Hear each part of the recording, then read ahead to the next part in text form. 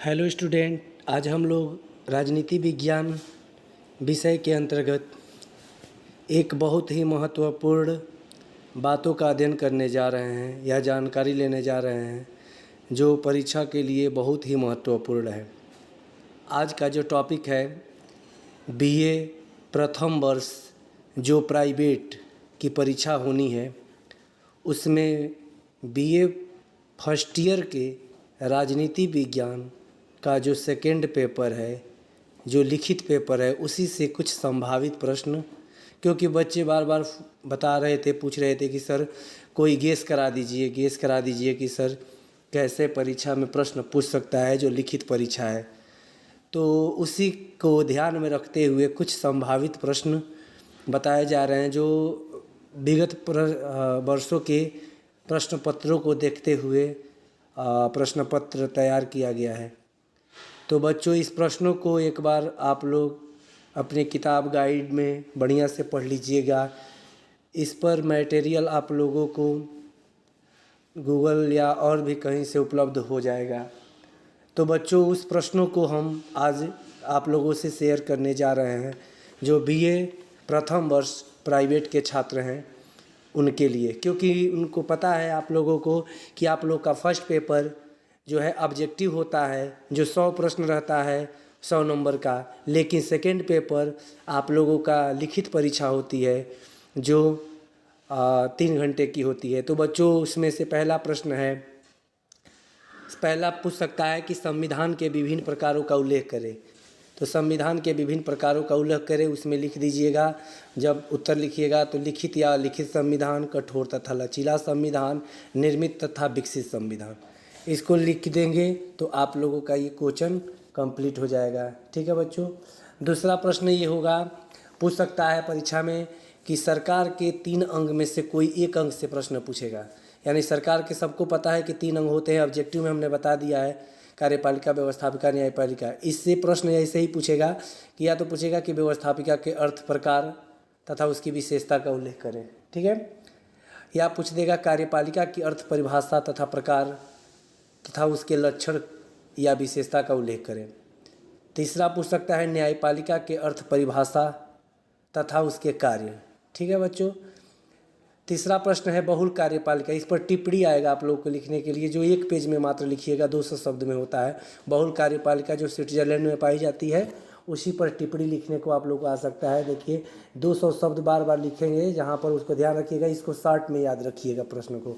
ठीक है। स्विट्जरलैंड में बहुल कार्यपालिका पाई जाती है, इसको याद कर लीजिएगा टिप्पणी में। फिर पूछेगा विधि का शासन।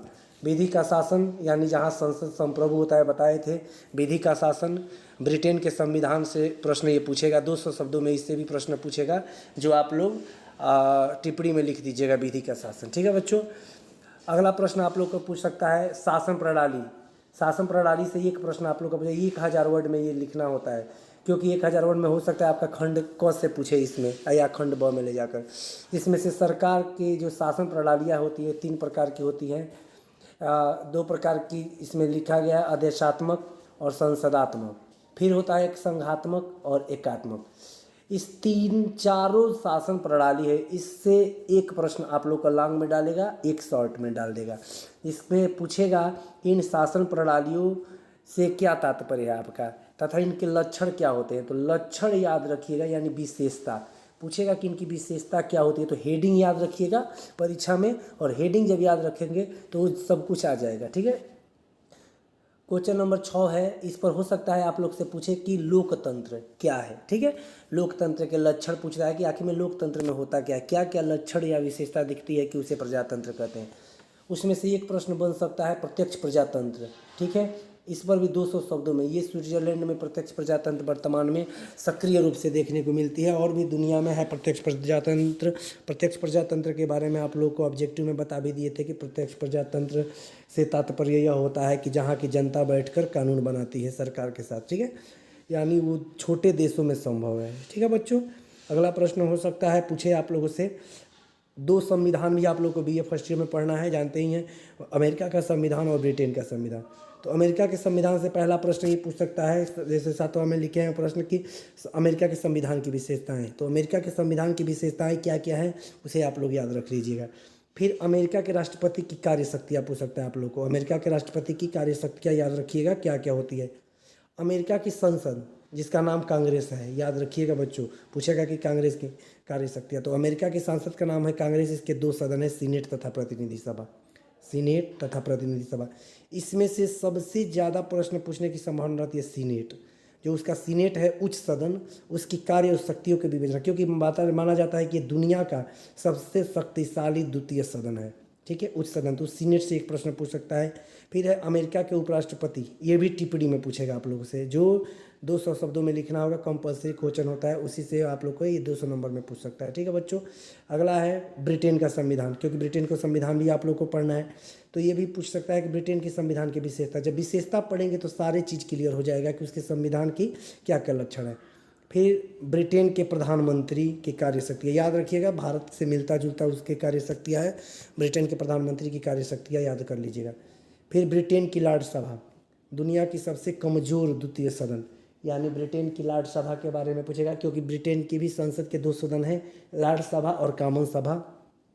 उसमें से लॉर्ड सभा के बारे में उल्लेख करने को आ जाएगा। लॉर्ड सभा, इसी में विधि लॉर्ड होते हैं, वो आप पढ़ेंगे तो क्लियर हो जाएगा। ब्रिटेन की कॉमन सभा तथा उसके स्पीकर, देखिए पूछेगा परीक्षा में स्पीकर, स्पीकर से हो सकता है आपका टिप्पणी भी डाल दे, अगर नहीं तो शॉर्ट में ले जाकर खंड ब में डालेगा कि ब्रिटेन की कॉमन सभा तथा उसके स्पीकर की कार्यशक्तियाँ। इसके स्पीकर की कार्यशक्तियाँ बहुत ही स्पेशल होता है, उसको ठीक से पढ़ लीजिएगा, ठीक है। फिर से पूछेगा ब्रिटेन में राजा और राजमुकुट, एक क्लियर कर लीजिएगा, राजा और राजमुकुट, राजमुकुट से क्वेश्चन बनेगा।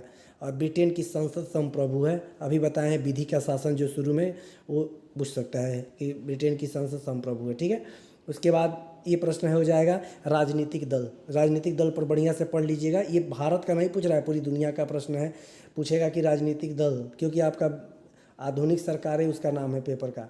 राजनीतिक दल, उसके अर्थ परिभाषा क्या होते हैं, विशेषता क्या होती है, प्रकार, राजनीतिक दल कितने प्रकार के होते हैं ये क्लियर कर लीजिएगा, ठीक है। 1 दलीय, 2 दलीय, बहुदलीय, 3 प्रकार की राजनीतिक दल पाए जाते हैं दुनिया में।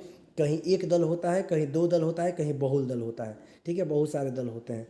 फिर दबाव समूह, दबाव समूह के बारे में जानते हैं कि ये चुनाव नहीं लड़ते हैं, राजनीतिक दल जैसे होते हैं पर ये चुनाव नहीं लड़ते हैं, इसीलिए इनका नाम दबाव समूह होता है। और दबाव समूह सरकार पर दबाव बनाकर अपनी नीतियों को पालन कराते हैं।